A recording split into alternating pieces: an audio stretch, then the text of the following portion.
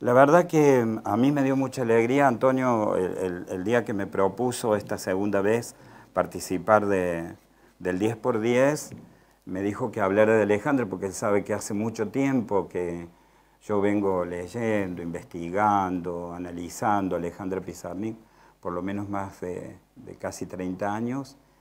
Por supuesto con pausas, no es que esté todas las noches en mi vida leyendo a Alejandra Pizarnik. Pero bueno, es una poeta que llegó a mi vida cuando yo tenía 20 años, 20 y pico, por una cuestión casi casual. Yo estaba internado para hacerme una cirugía, un amigo me compra un diario, La Voz del Interior, yo tenía 20, 21 años, y ahí había un homenaje a Alejandra Pizarnik, y bueno, leí por primera vez esos poemas y así me fui con la anestesia, con esa voz poética en mi mente, ¿no? Yo he escrito unas pocas páginas que las voy a ir comentando, además de leyendo, y la propuesta que les hago es dividir el tema de la poética Alejandra Pizarnik en 3 ejes. Un primer eje que tiene que ver con algunos datos y algunas cuestiones de su vida. En algunos autores, la vida privada o el trayecto de la vida y la obra no tienen a lo mejor tanta relación, tanto que ver. Por supuesto que cada uno escribe desde su propia realidad, desde su propia historia, desde su propia biografía, pero en algunos autores hay una separación entre la calidad de esa obra y la vida. En el caso de Pizarnik es todo lo contrario, porque el proyecto de su obra, el proyecto poético de Alejandra Pizarnik, casualmente era el de fusionar la vida con la obra. Ella, una poeta, ya lo vamos a ver más adelante, casi catalogada como la poeta maldita, surrealista, argentina, que siguió a Rimbaud, a Mallarmé, a Lautréamont, a Artaud, Trakl, por nombrar algunos de los autores, Novalis, Verlaine, los autores que seguía Alejandra Pizarnik. Ella creía en esa propuesta que también, aparte de ser poética, era filosófica, refundar el ser desde sus propios cimientos, ¿no es cierto? No pensarlo a partir de las instituciones, cómo refundamos el ser humano pensando en una justicia social. No, ella nunca tuvo un compromiso político, ni en realidad sabía nada de lo que estaba pasando en la sociedad. Su vida era la palabra. Por eso yo elegí palabras. Vamos a ver por qué. Entonces, voy a empezar con unos datos sobre su vida, después algunos rasgos que a mí me parece que son fundantes, son como ejes y dimensiones que definen su poética y su obra, para después pasar al análisis posterior de palabras. Finalmente voy a terminar con un texto medio poético que escribí acerca de cómo me imagino la situación de Alejandra en la década del 70, más específicamente ese 25 de septiembre de 1972 tan fatal, en que ella toma 50 pastillas de Seconal y se suicida, ¿no? En realidad, fíjense cómo ha cambiado la historia, porque también todo es una construcción bastante subjetiva, o en todo caso, en el caso de la historiografía o en el caso de las biografías, tienen que ver con las documentaciones que se van encontrando. Cuando Cristina Piña, en la década del 80, hace la biografía de Alejandra Pizarnik, hacia el final del libro duda de que haya sido un suicidio. Dice que Alejandra en realidad debe haber confundido las dos cosas. Tomó esas pastillas para tranquilizarse, al mismo tiempo inconscientemente cumplía por fin ese proyecto que ella ya en 1970 lo había intentado, que era suicidarse. Pero no quiero llenar de suicidio y de muerte, porque bastante tiene la obra de Alejandra de eso, sino que vamos a tratar de comprender por qué es tan enigmática, tan bella la estética de los poemas de Alejandra Pizarnik, a pesar de este proyecto de su vida y a pesar de la vida que ella llevó, y cómo poesía y vida se fueron arrastrando una con la otra. Alejandra Pizarnik nace en abril de 1939. Ella es hija de una familia de inmigrantes rusos, ucranianos. Su padre trabaja en actividades de comercio, una familia de trabajadores, vive en Avellaneda, tiene una hermana más grande que ella, que para nada, es más, dormían en la habitación juntas, y si ustedes escuchan las declaraciones de Miriam, que es su hermana, dice que jamás hubiera imaginado que su hermana escribía, no sabía. Ella estaba interesada en otras cosas, en tener una familia, en salir, lo que están interesadas las chicas jóvenes. En cambio, Alejandra lo que quería era encerrarse en su pieza a leer. Tenía una ansiedad infinita por leer, además tocar los círculos literarios, pero no tener vida social demasiado tampoco. Así que con mucho esfuerzo, bueno, termina la escuela secundaria, en una escuela normal mixta. Después asiste a la Universidad de Buenos Aires y en realidad solamente hace algunos cursos. Se inscribe en la carrera de filosofía, pero nunca la termina, porque tenía tanta ansiedad que ella no podía esperar pasar por Platón, Aristóteles. Quería llegar pronto a los filósofos contemporáneos, que eran los filósofos también del lenguaje, ¿no es cierto? Hegel, Heidegger, que empezaban a unir la cuestión entre el conflicto del ser y la problemática de la palabra y del lenguaje, sobre todo en Heidegger. Así que ella empieza a estudiar a Wittgenstein, a todos esos autores sola, en su casa, es una autodidacta, perdón. Y cuando era adolescente también toma algunas clases de pintura con el pintor surrealista Battle Planas. Ella está muy interesada en la pintura, es más adelante se van a publicar algunos de los dibujos que ella hace, ¿no? Es una poeta que tiene una debilidad y un fanatismo por Miró. Fíjense, en este libro, que es el libro de la edición original, que se publica después de su muerte, Olga Orozco y Ana Bessiou, que son dos amigas de ella. Olga Orozco, sobre todo, tiene una relación bastante maternal con Alejandra, fue como, más allá de su madre poética, también la persona que la contenía, que la ayudaba, que le enseñaba hasta a cocinar.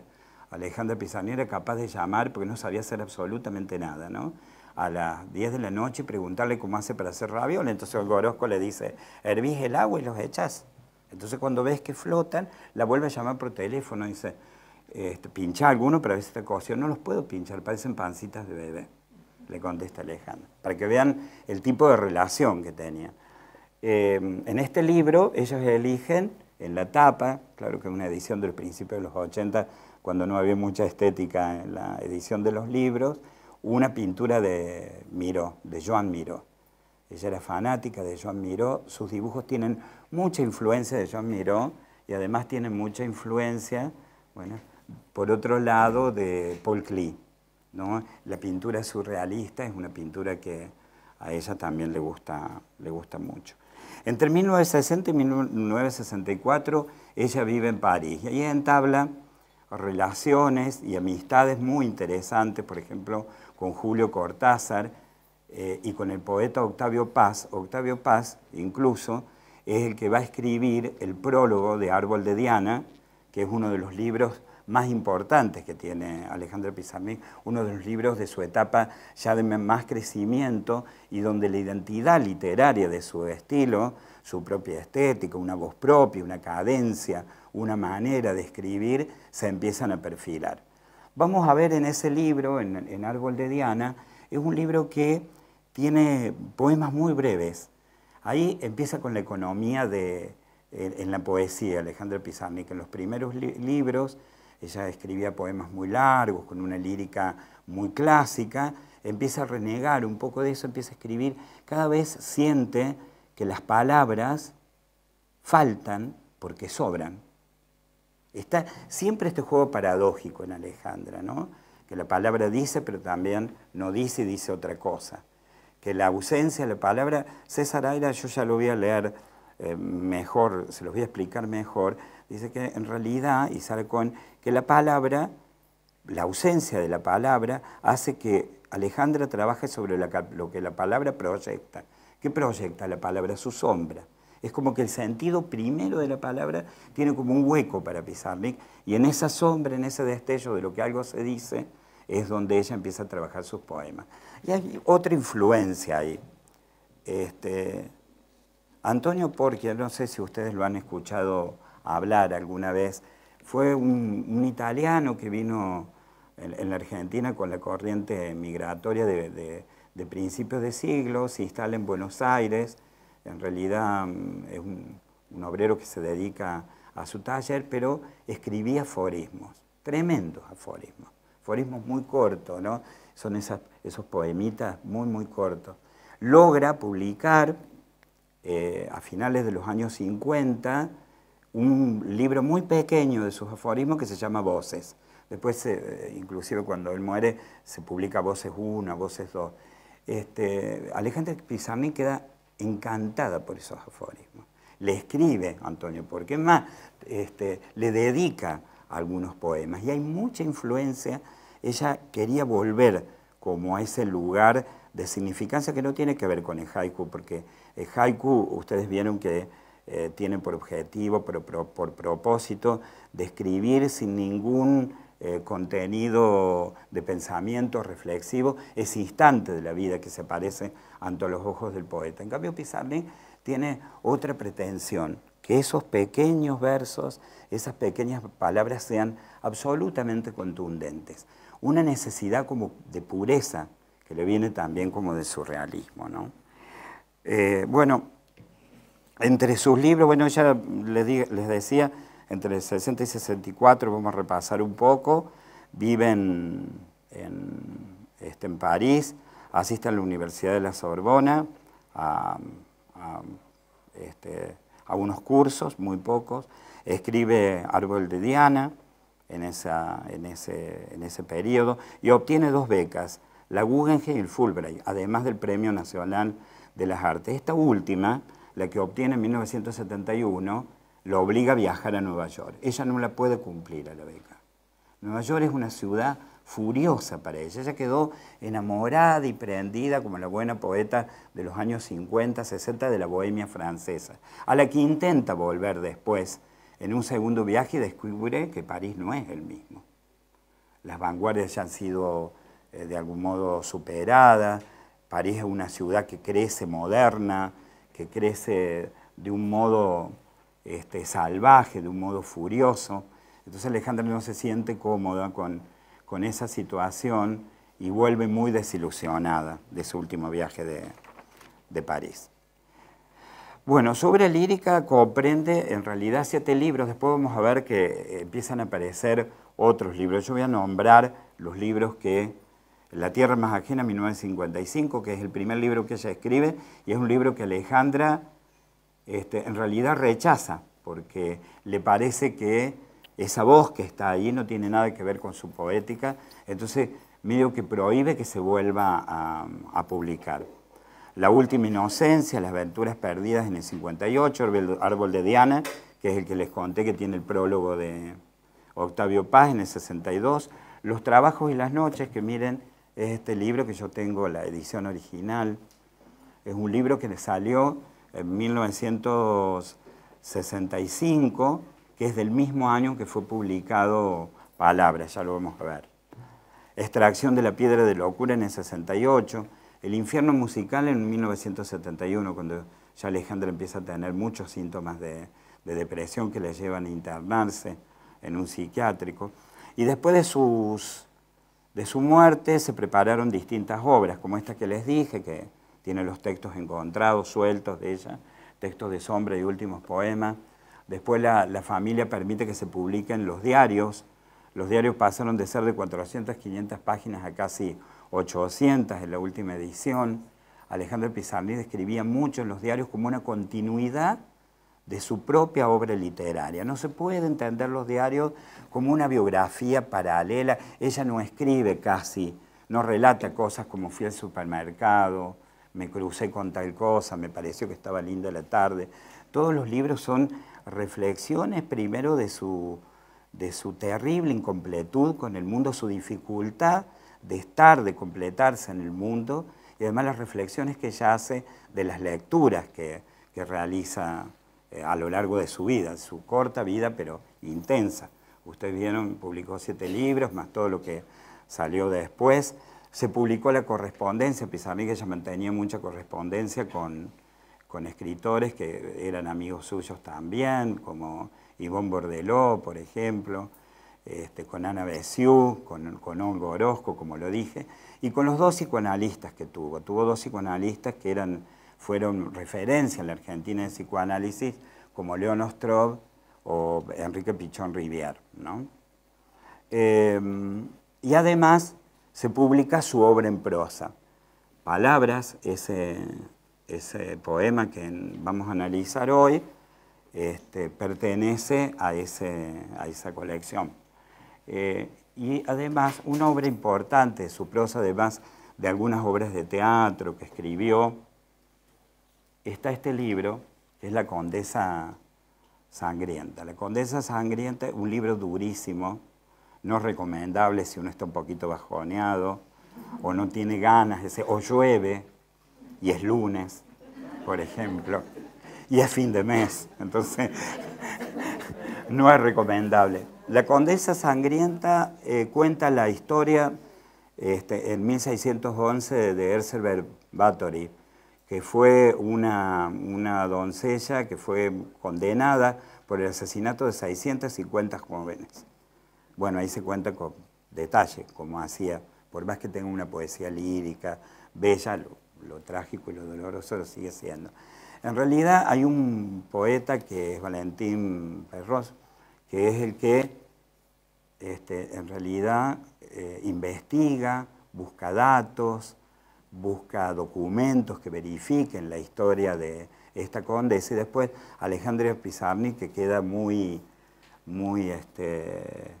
asombrada, admirada de la obra, de esta obra, acerca de esta mujer, escribe La Condesa Sangrienta, que es una especie de ensayo poético, ¿no? Esta es una edición ilustrada por Santiago Caruso, que después si quieren le pasamos porque es muy, muy bella, pero no se pongan a leer.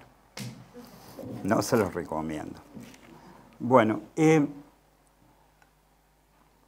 para poder analizar, bueno, está de más decir que la obra de Pizarnik ha sido traducida a muchísimas lenguas y es una de las poetas, para no decir casi la más importante, junto a Alfonsina y Olga Orozco, de la poesía argentina, por lo menos de esta etapa, ¿no? De las poetas que en los años 50 y 60 publicaron dentro del grupo de las poetas con una influencia surrealista, llamadas por ahí neosurrealistas, que leían los poetas del romanticismo, ¿no?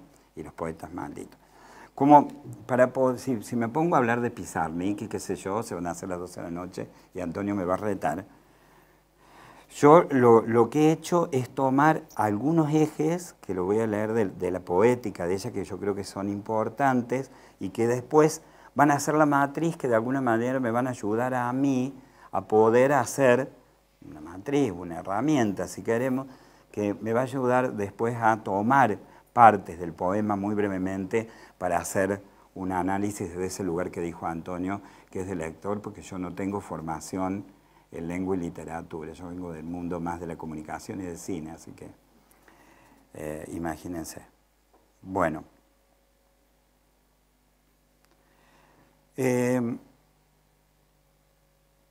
Voy a empezar por el eje que tiene que ver con esta declaración, este lugar en que se la coloca a Alejandra Pizarnik de poeta maldita. Antes quiero decir algo. Cristina Piña, que es la que voy a citar ahora, dice, y lo quiero decir antes porque después voy a volver sobre eso, ustedes me van a decir que pesado, pero bueno, es la reiteración esa cognitiva que hace falta para... Alejandra Pizarnik siempre se ha puesto en ese lugar, en los lectores, en la crítica. Si se hace un documental sobre Pizarnik, la oscuridad, la sombra, los cementerios, la niña perdida entre lilas, porque claro, ella además habla de eso en su poesía, ¿no? La pérdida de la infancia, como si Alejandra, y es posible, vamos a ver si es posible que eso suceda, viera el lenguaje del lado de la muerte y hablara desde un lugar que es un no lugar, como si Alejandra Pizarnik no hubiera estado en este mundo, como si su voz viniera de ese otro lugar. Cristina Piña, vuelvo, no es que me olvide, Cristina Piña dice, es verdad esas cosas y ese lugar, pero no es que Alejandra estaba perdida absolutamente y entonces escribía como dictada por una musa o por una voz que venía de más allá. Ahí hay una poesía de mucho peso, una muy buena poesía y hay mucho trabajo. Alejandra, porque la literatura es trabajo, es mucho trabajo. No es la musa inspiradora. No sé si Antonio va a estar de acuerdo, pero es un trabajo con la palabra. Alejandra trabajaba muchísimo con sus poemas. Estaba mucho tiempo, hay testimonio de eso en los papeles encontrados en su casa. Ella tenía un pizarrón y, como les decía, le gustaba tanto la pintura y el dibujo, incluso tomaba la decisión de darle una presentación de diseño gráfica al poema. Ella miraba el poema y depende de la cadencia, del ritmo, del modo en que se iba desarrollando la idea de ese poema, le daba una configuración. Si ustedes los miran, a muchos de ellos va a haber uno que yo lo voy a repetir como un mantra: Alejandra, debajo estoy yo, Alejandra, escriben ellos. Fíjense dónde estaba. Alejandra, Alejandra, debajo estoy yo. Debajo estoy yo. Debajo del yo está ella, Alejandra. Rompe el alejandrino, todo. Ahí dice, el yo queda totalmente subsidiario de ese otro que habla desde la sombra. Esa es su identidad, ¿no? Su modo de hablar. Bueno, Piña dice, cita el siguiente poema: ojalá pudiera vivir solamente en éxtasis, haciendo el cuerpo del poema con mi cuerpo. ¿Ven? Esto que se funde, rescatando cada frase con mis días y con mis semanas, infundiéndole el poema mi soplo, a medida que cada letra de cada palabra haya sido sacrificada en ceremonias del vivir. Este poema es del Infierno Musical, un poema escrito en 1971 que publica Pizarnik en esa época. Yo les había dicho que ya en 1970 ella había tenido el primer intento de suicidio y había sido internada. Piña, que opina como Yves Bonnefoy, que fue también amiga de Pizarnik, separan a los poetas malditos de aquellos enmarcados en la cosmovisión romántica. ¿Por qué? Entiende que si bien comparten un carácter iconoclasta, al darle valor al inconsciente, el sueño, el conocimiento de lo absoluto por orden de la subjetividad, una moral basada en los sentimientos y una sexualidad más libre, hay en su concepción una religiosidad esencial en los románticos, ¿no?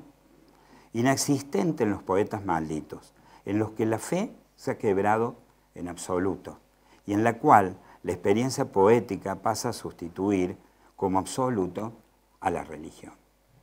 Es esa fe y al mismo tiempo no fe en el lenguaje, en la palabra, ¿no? Y lo que la palabra puede llegar a significar y cómo se puede llegar a romper su significado. Vale decir que cuando una aclaración que después vamos a ver más adelante también en el poema Palabras, una vez que muere su padre, Pizarnik también, esto suma mucho a la depresión que ella tiene, y ella como recién ahí empieza a hacer valer su condición de judía, ¿no? Esta cosa de... Tenía muy buen olfato, dice Yvonne de Bordelot, para darse cuenta cuando un discurso era antisemita, a pesar de que no le gustaba la política, no le gustaba... Si era capaz de ver eso, era como que la lengua, que había sido muerta, la lengua judía, ahora habla en esa voz del padre que está ausente, ¿no?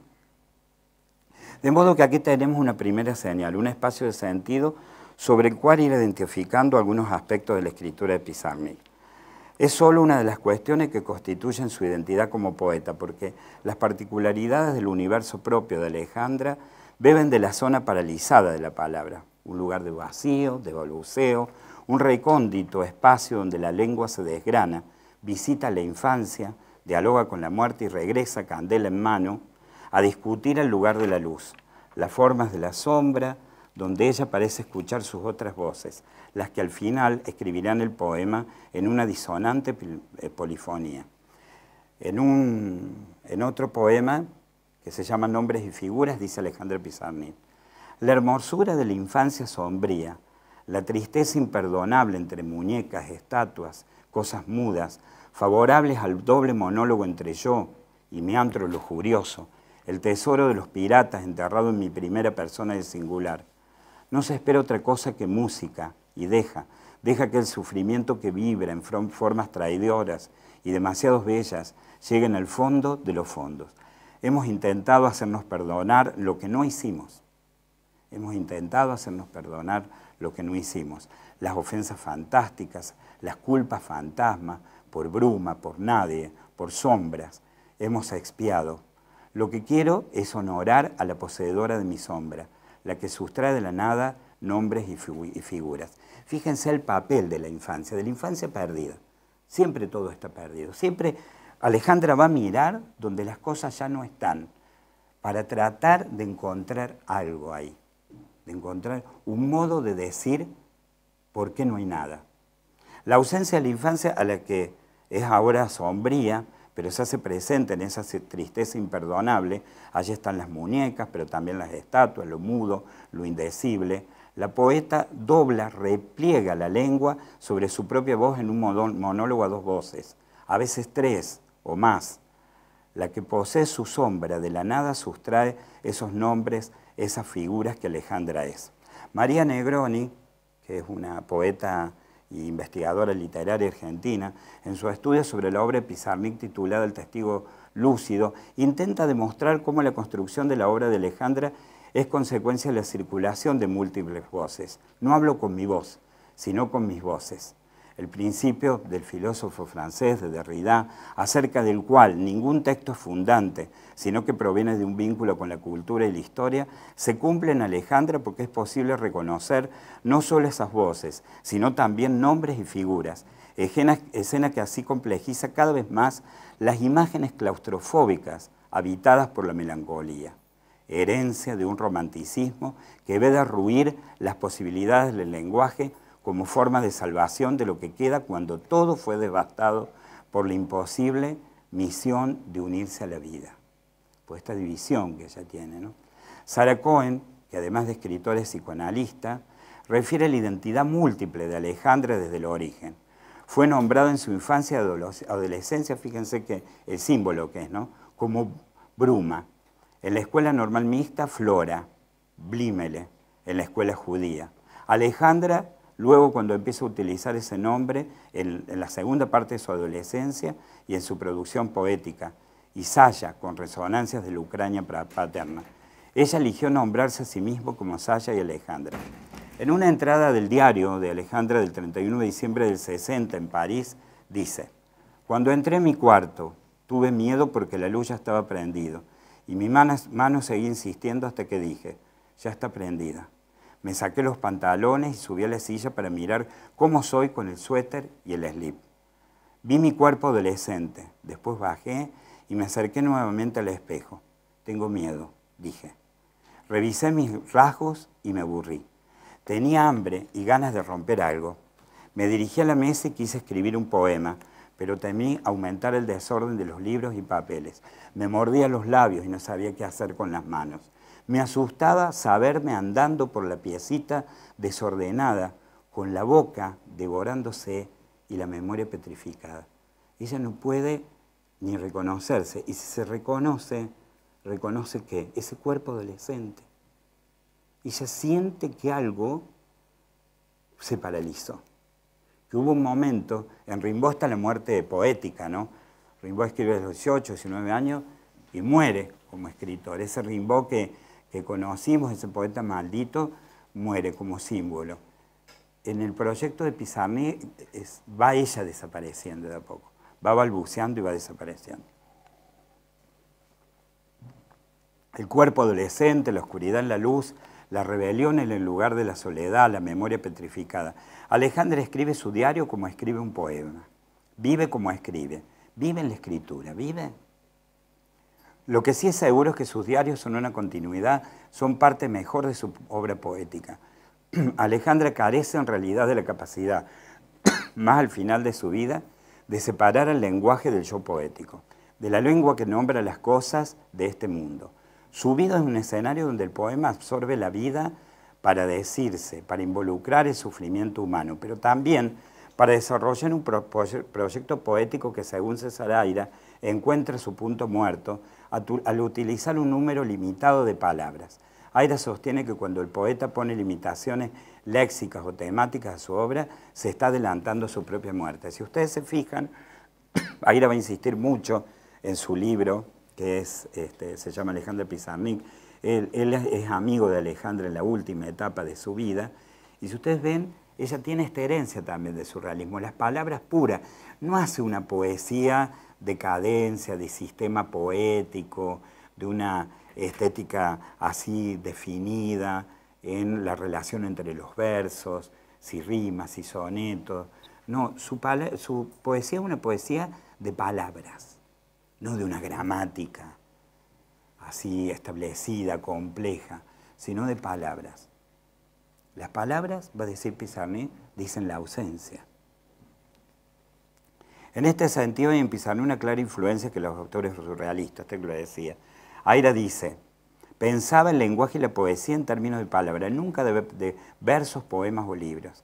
En este punto, agrega Tamara Kamensay, que es también poeta argentina, sigue a sus maestros surrealistas que decían, y este es un punto de inflexión, las palabras hacen el amor.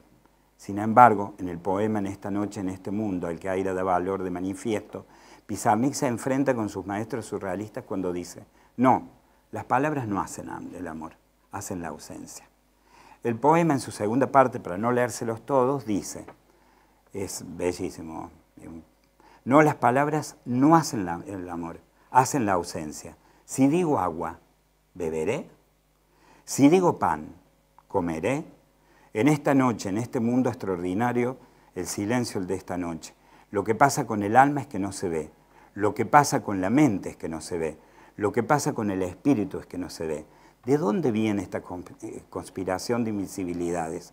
Ninguna palabra, va a decir Pizarnik, es visible. La palabra, lo vuelvo a reiterar, es ausencia. Pero también destino. Proyecta su referente, designa algo, no es la cosa, ni tampoco el mundo.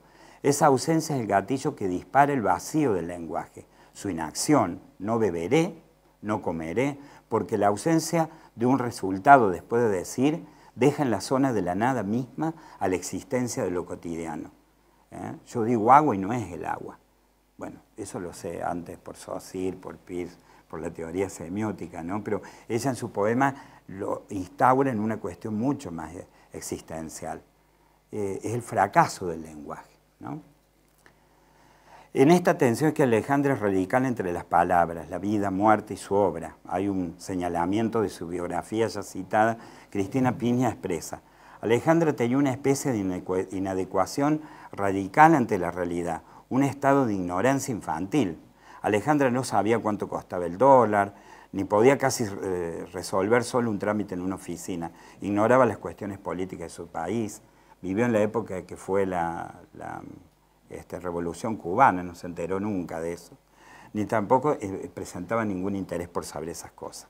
En un documental que es interesante, si alguien lo quiere, yo por las dudas traje bastante material en un pendrive, pero no sé si tenemos acá, no, una computadora no.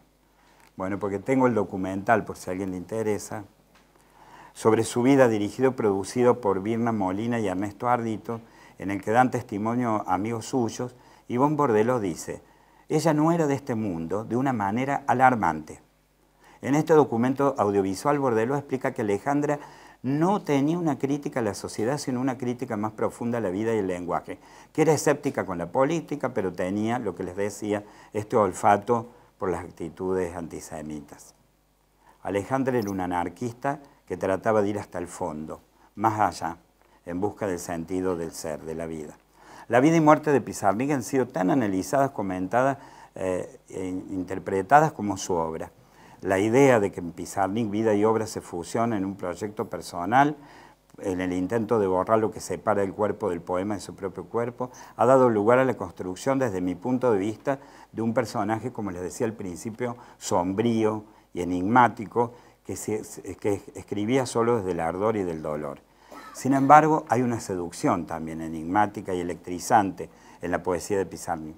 Una ceremonia que como lector terminamos legitimando por obra del orden de las palabras, de la musicalidad que tienen, que prevé un sentido dislocado y errático que terminamos por aceptar. Sus diarios, los que ya hice mención, y su prosa, exploran más este pacto productivo de una estética mordaz y fundante que devuelve continuidad a su propia vida. Alejandra tiene una personalidad fascinante, irónica, seductora, extraña. La niña abandona por sí mismo el no-sitio de la vida. Es también alguien infartante, dicen sus psicoanalistas, que son devorados por el personaje construido por Alejandra. Pero el universo Pizarnik también tiene otros planetas. No es solo una voz que le habla el poema desde el otro lado. La voz de Pizarnik no es un enigma, es la fuerza del lenguaje empujando, intentando quebrar el sentido habitual de las palabras. ¿Quieren que lo lea, palabras? Lo leemos porque ahora voy a empezar el breve análisis ese que quiero hacer. Dice el poema Palabras. Un datito, este poema es publicado por primera vez en la Gaceta de Tucumán, si no me equivoco, el 28 de agosto de 1965. Ya se había publicado este libro que les decía, Los trabajos y las noches, un poema en prosa, que después rescata Olga Orozco en este libro. Y este libro, Textos de Sombra y Últimos Poemas, comienza con esto. Se espera que la lluvia pase, se espera que los vientos lleguen, se espera, se dice. Por amor al silencio se dicen miserables palabras. Un decir forzoso, forzado, un decir sin salida posible. Por amor al silencio, por amor al lenguaje de los cuerpos. Yo hablaba. En mí el lenguaje es siempre un pretexto para el silencio. Es mi manera de expresar mi fatiga inexpresable. Debería invertirse este orden maligno. Por primera vez emplear palabras para seducir a quien se quisiera, gracias a la mediación del silencio más puro. Siempre he sido yo la silenciosa. Las palabras intercesoras, las he oído tanto, ahora las repito. ¿Quién elogió a los amantes en detrimento de los amados? Mi orientación más profunda, la orilla del silencio. Palabras intercesoras, señuelos vocales. Esta es ahora mi vida. Mesurarme, temblar ante cada voz. Temblar las palabras apelando a todo lo que de nefasto y de maldito he oído y leído en materia de formas de seducción. El hecho es que yo contaba, yo analizaba, yo relacionaba, ejemplos proporcionados por los amigos comunes y la literatura. Le demostraba que la razón estaba de mi parte, la razón de amor. Le prometía que amándome iba a hacerle accesible un lugar de justicia perfecta. Esto lo decía yo sin estar yo misma enamorada, habiendo solo en mí la voluntad de ser amada por él y no por otro. Es tan difícil hablar de esto. Cuando vi su rostro por primera vez, deseé que fuera de amor al volverse hacia mi rostro. Quise que sus ojos, despeñándose en los míos, de esto quiero hablar, de un amor imposible porque no hay amor. Historia de amor sin amor. Me apresuro, hay amor. Hay amor de la misma manera en que recién salí a la noche y dije, hay viento. No es una historia de amor, más bien habría que hablar de los sustitutos. Hay gestos que me dan en el sexo, así, temor y temblor en el sexo. Ver su rostro demorándose una fracción de segundo, su rostro se detuvo en un tiempo incontable, su rostro un detenerse tan decisivo como quien mueve la voz y dice no. Aquel poema de Elan Thomas sobre la mano que firma en el papel, un rostro que dura lo que una mano escribiendo un nombre en una hoja de papel, me dio en el sexo, levitación, me izan, vuelo, un no. A causa de ese no todo se desencanea. He de contar en orden este desorden, contar desordenadamente este extraño orden de cosas, a medida que no vaya sucediendo. Hablo de un poema que se acerca, se va acercando mientras a mí me tienen lejos, sin descanso la fatiga, infatigablemente la fatiga a medida que la noche, no el poema, se acerca y yo estoy a su lado. Y nada sucede a medida que la noche se acerca y pasa y nada sucede. Solo una voz lejanísima, una creencia mágica, una absurda antigua espera de cosas mejores. Recién le dije no. Escándalo, transgresión. Dije no, cuando desde hace meses agonizo de espera y cuando inicio el gesto, cuando lo iniciaba, trémulo temblor, hacerme mal, herirme, sed de desmesura. Pensar alguna vez en la importancia de la sílaba no. Qué poemita, ¿no? Es livianito para un miércoles. Algunas cuestiones breves, como para iniciar en el poema. Este poema, como les dije, aparece primera vez en agosto de 1965 y luego en Textos y Sombras. Silvio Mattoni, que es un poeta y un ensayista, un especialista, de verdad, en literatura, cita a Blanchot en un texto sobre Alejandra Pizarnik que se llama La promesa. Dice Blanchot, el sentido de una escritura se define en la manera de enfrentarse con su muerte. Nosotros decimos la letra está viva, la palabra está viva, pero la palabra, para el poeta, muere, para Blanchot. El modo en que uno se enfrenta a la muerte de la palabra una vez que es escrita. El silencio que precede la escritura es su muerte, su conclusión, pero también su origen, en ese círculo en que la palabra empieza a ser otra cosa para el lector, ¿no? Se espera que la lluvia pase, dice Pizarnik. Se espera que los vientos lleguen, se espera, se dice, por amor, el silencio. Voy hasta donde dice, ¿quién elogió a los amantes en detrimento de los amados? En Pizarnik, este silencio del lenguaje, silencio de amenaza y fuente de origen del sentido, rodea al tiempo la desnudez de las palabras. Las palabras que Pizarnik utiliza para decir son las apropiadas para exponer los huecos, los agujeros con los que la lengua se perfora por volver muda la voz. Así dicho, nos advierte Mattoni, parece todo un juego de palabras, una operación lúdica que opera sobre el lenguaje. En Pizarnik se trata de una revuelta, es decir, de un regreso siempre al pasado que mira hacia un cuerpo que ha sido silenciado por las propias palabras que lo han atravesado. La muerte es una palabra, afirma Pizarnik, no solo para mostrar la conciencia de la finitud de la vida en el lenguaje, sino también para hacer evidente la operación del poema sobre la materialidad del lenguaje. Es una materia también la palabra.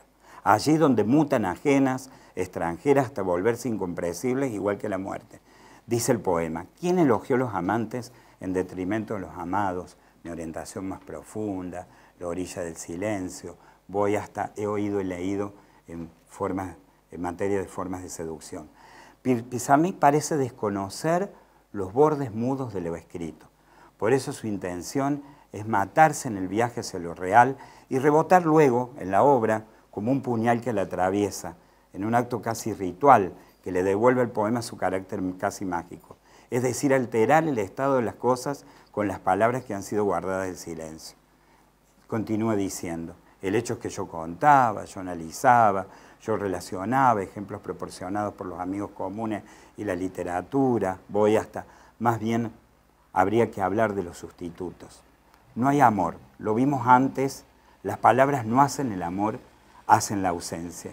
Por eso a mí me parece tan interesante y tan importante este poema, que primero es prosa, que después es narrativo casi, y después es un poema donde confluyen absolutamente todos los destinos y los propósitos desproporcionados, radicalizados de la obra de Pizarnik, ¿no? No tiene posibilidad Pizarnik de vocalizar el amor, de usar el habla para interponer esa ausencia, porque el yo del poema ya eligió el peor camino, el de las sustituciones. Ella dice, habría que hablar de sustitutos y el abismo.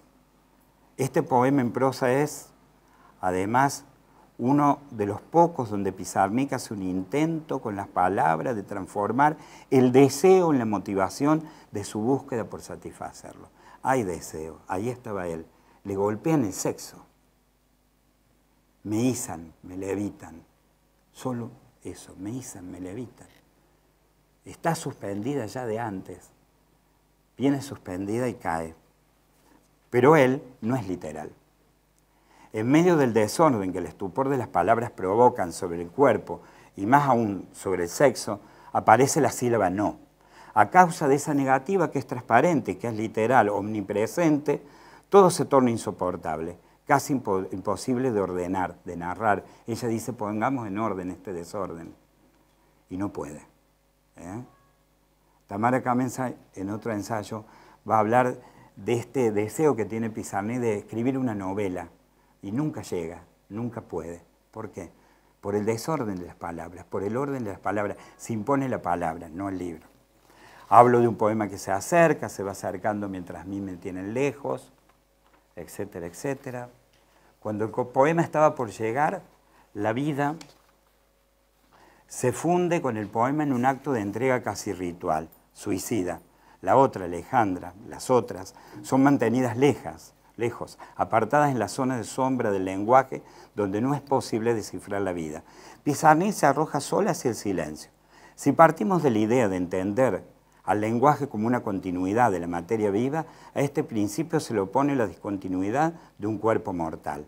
La palabra es una cosa, dice Alejandra, la muerte es una cosa, es un cuerpo poético que alienta en el lugar de mi nacimiento.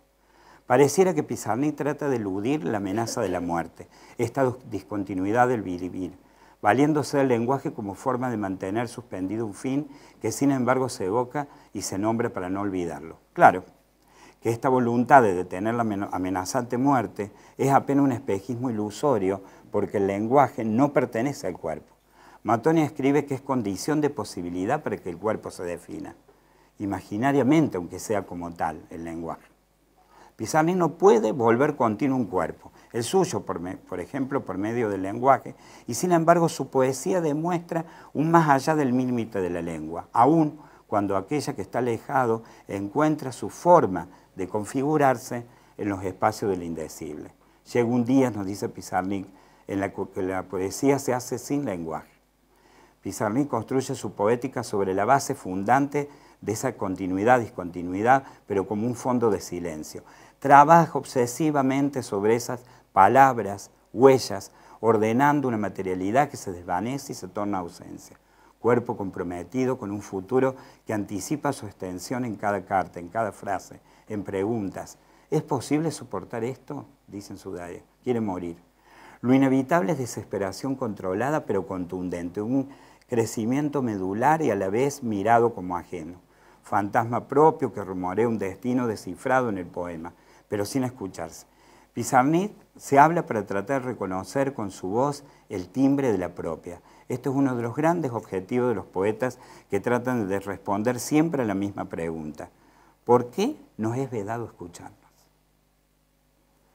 Recién le dije no, dice. Escándalo, transgresión. Dije no, cuando de hace meses agonizo de espera y cuando inicio el gesto cuando lo iniciaba, trémulo, temblor, hacerme mal, herirme, sed de desmesura.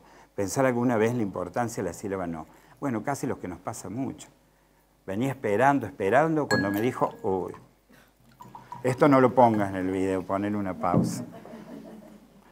Cuando le dice que sí, ella dice que no. Cuando estuvo esperando, cuando deseaba, se pone contra sí misma y dice no. A la poesía de Alejandra, nos dice César Aira, la acecha siempre la abstracción. Su poesía corre el peligro de encerrarse en el círculo vicioso de las palabras huecas. Amor, poema, muerte, infancia, jardín, lila, niña, palabras puras, grandes palabras, grandes sustantivos, ¿no? La búsqueda de lo concreto en el mundo objetivo, que es alimento e insumo, obliga a Alejandra sujeto a vivir en constante fuga de sí misma. El enlace entre estas dos dimensiones es el miedo, que no cesa nunca, y lo obliga entonces a estar en permanente movimiento. El desdoblamiento es apenas, dice Aira, un primer espacio preparatorio en el que el sujeto sufre llamativas mutaciones. El uso de la segunda persona, que además habla en presente, muestra las delgadas y transparentes capas que separan al sujeto de la experiencia. La separación en Pizarnik es definitiva. Nosotros tenemos una conexión con la experiencia. Somos un sujeto porque construimos subjetividades ¿Por cuántas subjetividades pasa un sujeto en su vida, una persona en su vida? Por muchas. La generación es nuestra por menos construcción de subjetividades, ¿no? Qué sé yo, vimos la televisión, la radio. En cambio, ustedes, que son jóvenes, que primero el celular, que la tablet, que la computadora, nos vamos construyendo permanentemente. En Pizarnik hay una separación de esta experiencia. Experiencia y sujetos son autónomos y llegan al lenguaje de la mano de todos los personajes que Alejandra es, no para representarse, sino para evitar diluirse, perderse en el abismo de las palabras que tejen una trama hueca en la que el sentido se recupera en sus silencios. Ahora viene, y ya termino, ahora viene esta especie como de texto medio poético que yo hice imaginando el ambiente Pizarnik. Septiembre es un mes de sol más tibio y de humedad verde más claro en Buenos Aires. El año 1972 tiene el color de los ocres mezclados con naranjas artificiales, música más estridente y una necesidad de festividad que nos llega al pequeño departamento de la calle Montevideo 980, en el que Alejandra apretuja el sudor de las noches con pilas y pilas de papeles, hojas manuscritas, hojas mecanografiadas, los retratos de Bretón y del poeta Rilke.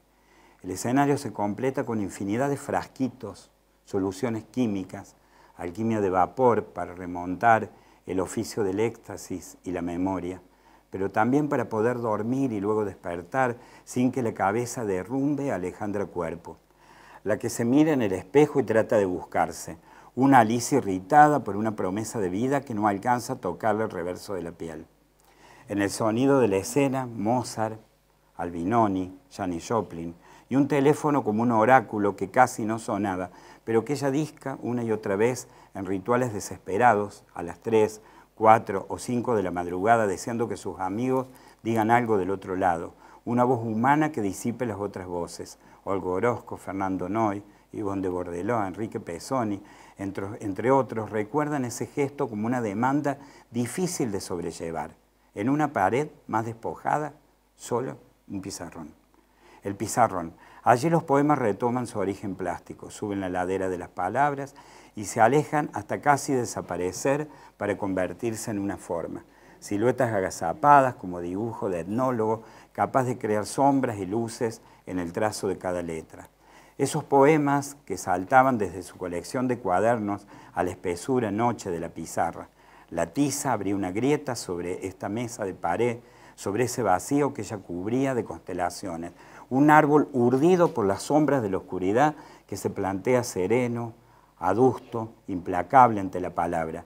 Nada es mejor que el lenguaje para perderse en el infinito. Hay una pared imposible de trepar en las salas del lenguaje, en los pasillos del habla, donde todos recurren para poder vivir de agua, pan y deseos como monedas de cobre. Alejandra ilumina la casa cambiando las luces del lugar.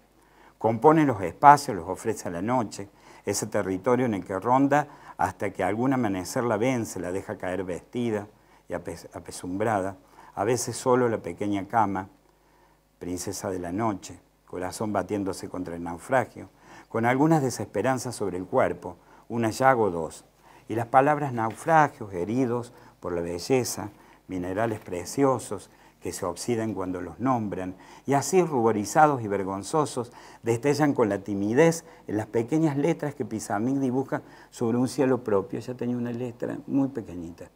Y cuando es de noche siempre, dice Pizarnik, una tribu de palabras mutiladas busca asilo en mi garganta, para que no canten ellos, los funestos, los dueños del silencio.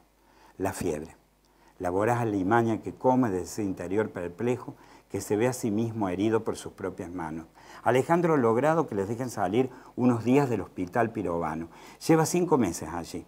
Antes anotó en su diario que había intentado ahorcarse. Nada sirve.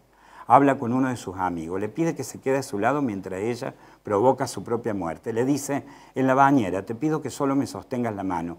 Me acompañes hasta que todo termine. Él dice que no. Los amigos no pueden ya con sus demandas, con sus reacciones infantiles, con su modo de no poder refugiarse en el mundo, de poder con poder y de no poder, de no vivir con el mundo de la vida social y la otra, la que los otros esperan que tengas. Alejandra, le dicen, venía el sol, a este lado de la playa donde el mar no arrecia, y vos podés con tu cuerpecito de duende endemoniado y gris cruzar el placer del verano. Alejandra es intensidad y premura. Está iluminada, sabe que el tiempo recurre a los cuervos hasta borrar la historia. Alejandra, la doble vida, risueña de humoradas extremas, de voz grave y seductora, se ríe de casi todo, un fondo de revancha. Sin embargo, avanza más allá de la tempestad, así, con la letra grande, la T, porque los caminos la abren en dos.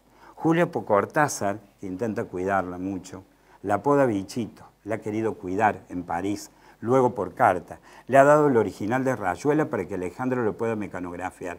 Alejandra lo pierde, lo encuentra después, se lo devuelve sin hacer. La maga, se supone que el personaje de la maga de Rayuela está inspirado en Alejandra Pizarnik, no puede leerse, volverse a escribir. Luego de la muerte de la poeta, Cortázar escribe: bicho aquí, contra esto, pegada a las palabras te reclamo.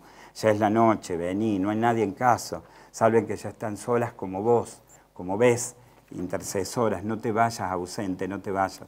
Jugaremos, verás, ya verás. Ya están llegando con Ezra Pound y marihuana, con los sobres de sopa y un pescado que andará olvidado, eso es seguro, en una palangana con esponjas, entre supositorios y jamás contestados telegramas. Olga es un árbol de humo, como fuma esa morocha herida de petreles, es Olga Orozco, ¿no? Y Natalia Ginsburg, que desteje el ramo de los gladiolos que no trajo. ¿Ves, bicho? Así también y ya el Scotch, Max Roach, Silvina Ocampo, alguien en la cocina hace café, su culebra contando, 2 terrones, un beso. También Olga Orozco, la gran poeta pampeana que cuidaba a Alejandra como la hija que no tuvo, la que le enseñó a cocinar los ravioles que les conté, a calmar el llanto nocturno con un simple ya amanecerá, Alejandra, calmarse que no pasa nada, todo pasará cuando llegue el día, escribió con congoja y ternura.